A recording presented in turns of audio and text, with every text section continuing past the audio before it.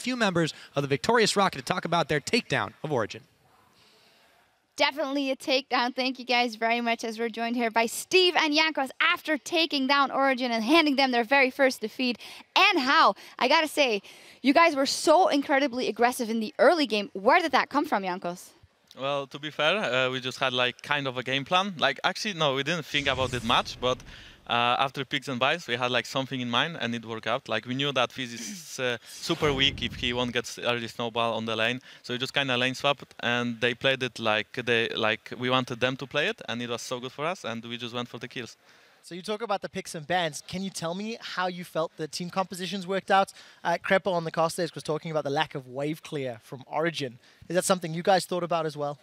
And we didn't really think about it, but we kind of had what we wanted pretty much. Like we didn't really care much what would they pick. Like they didn't give us like the stronger jungler. Like usually we want the stronger jungler, but I mean Lee Sin is like stronger than Eve, but there were not this like 2 OP junglers that's like Ragas and Rek'Sai. But we kind of like expected them to pick such picks, and it just was so perfect. Yeah, and you pinpoint the Fizz, of course, you and your Rumble versus the Fizz. In the last couple of games, you've had a hard time because people have been focusing you a lot. It does seem that you have been better at adapting and fighting yourself back in different ways. How do you think you did in this game?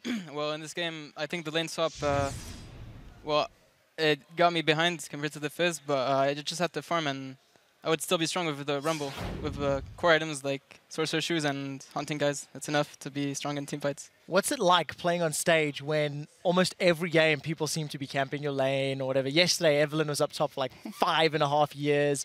Last week, we saw some camps. So how does it affect your play style? Well, I know my team is really strong right now. All I have to do is play safe, and then my team will just carry, and that's why Rumble's a good pick for me. Yeah, not die, and then it's fine.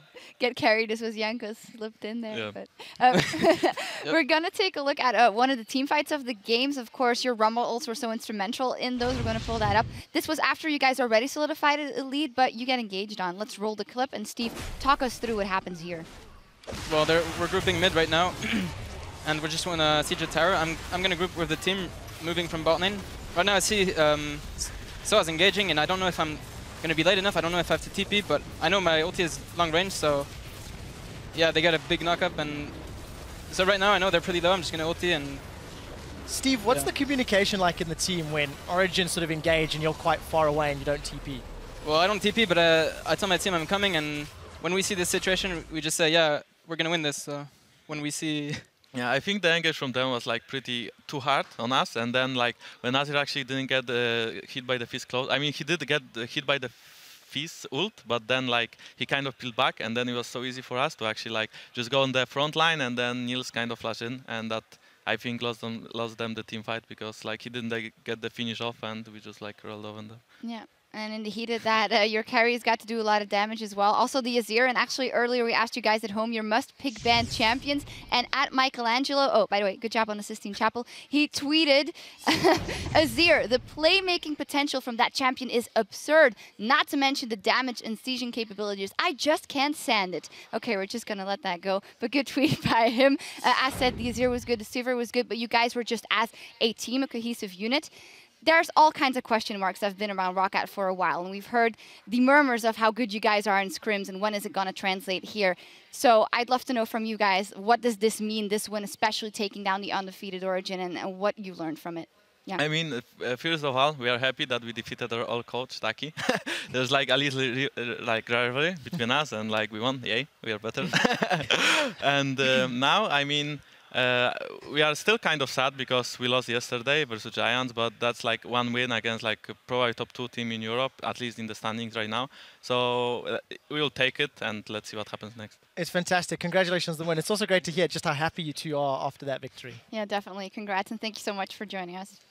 Thank you. All right, in just a few minutes, Elements will take on the Copenhagen Wolves in our next match. Stay tuned. There's more European LCS coming your way right after this. Master yourself.